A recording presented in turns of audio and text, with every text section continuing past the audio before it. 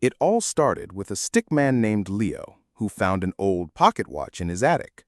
But this wasn't just any watch, it was a time machine. With one twist of the dial, Leo could jump through years like flipping through a comic book. And for his first trip, he decided to see how Earth had changed in just the last century. Easy, right? Well, not for a stickman. He sets the dial to 1920. The moment he lands, the world is black and white, like an old film. Cars are boxy, everyone wears hats, and radios are the height of technology. Leo wanders through the bustling streets, amazed by how slow everything feels. No smartphones, no internet, people actually talk to each other.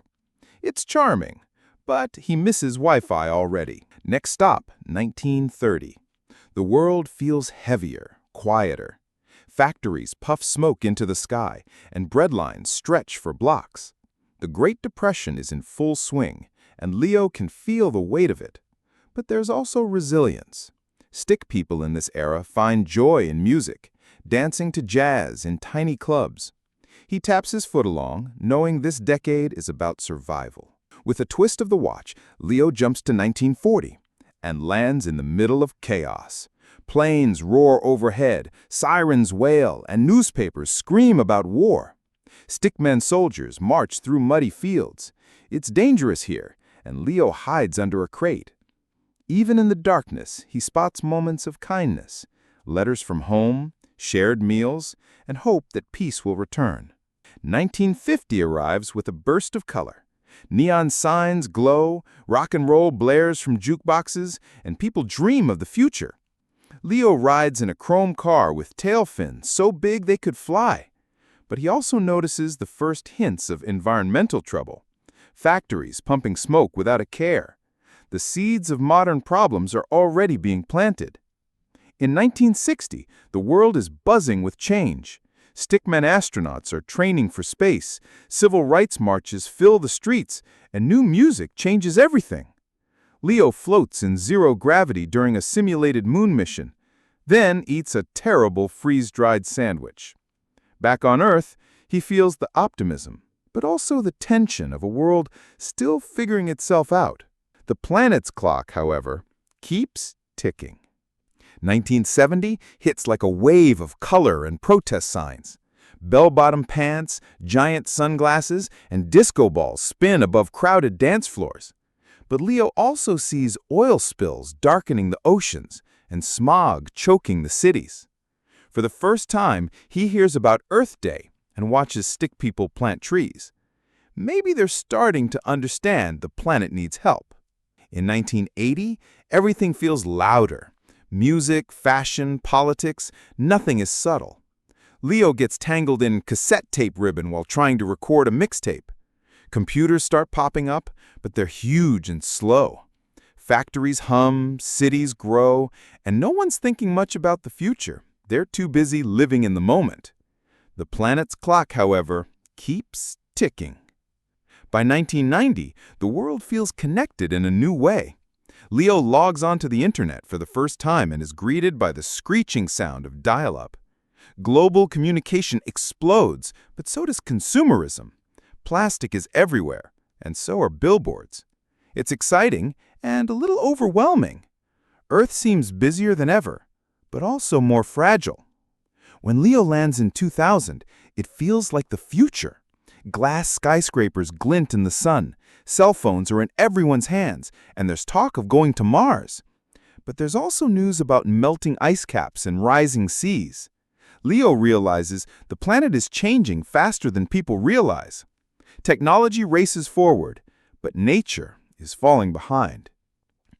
2010 hits like a social media storm. Everyone is glued to glowing screens, taking selfies, streaming music, and sharing everything instantly. Leo scrolls through photos of wildfires, hurricanes, and floods, all bigger and more frequent. The stick people seem aware of climate change now, but fixing it looks harder than tweeting about it.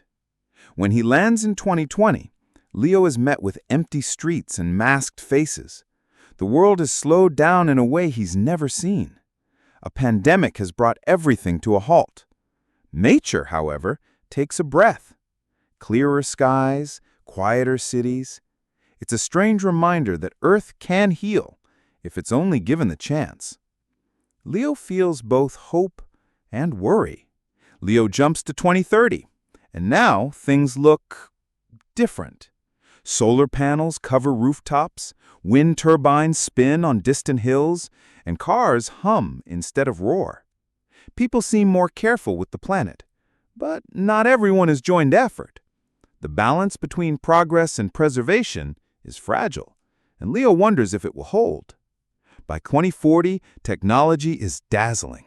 Floating cities hover over oceans, and green towers rise like forests in the sky. But further out, Leo spots droughts and storms still hammering parts of the planet. It's clear, Earth has improved in some ways, but suffers in others. The Stickman feels both amazed and unsettled. In 2050, the seas are higher, and some coastlines have vanished. Leo meets stick people who've had to leave their homes because of flooding. But there's resilience here too. Floating farms, desalination plants, and communities adapting to the changes. Humanity isn't giving up without a fight. 2060 is a strange mix of beauty and loss. Wild animals roam cities where humans once lived, but other species are gone forever. Technology helps preserve what's left, but the sense of what could have been hangs heavy in the air. Leo sketches it all in his journal, unsure how to feel. By 2070, space travel is common. Some stick people live on Mars, but Earth is still home for most. Leo notices something. Those who left talk about Earth like it's a lost paradise. Maybe distance makes you appreciate what you had all along. 2080 brings more hope.